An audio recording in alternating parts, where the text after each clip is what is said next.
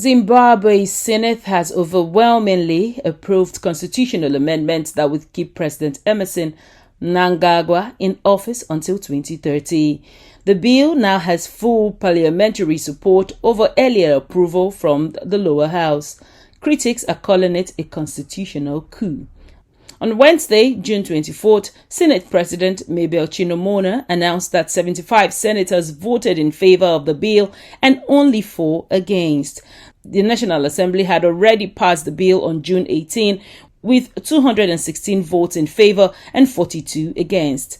The bill will now return to the National Assembly for technical adjustments before being signed into law by President Mnangagwa. The sweeping changes extend presidential and parliamentary terms from 5 years to 7 years. This means Mnangagwa, who is currently serving his second and final term under the Constitution, could remain in power till 2030. His term was originally due to end in 2028. Another amendment gives Parliament the power to appoint the President, doing away with direct presidential elections that were introduced in 1987. Zimbabwe's opposition, weakened by years of repression and disputed elections, has condemned the move. Activists who have tried to mobilize resistance have reported intimidation and violence, including arrests and assaults by suspected state agents. When the cabinet approved the plan in February, it said the changes would, in their words, enhance political stability and policy continuity to allow development programs to be implemented to completion.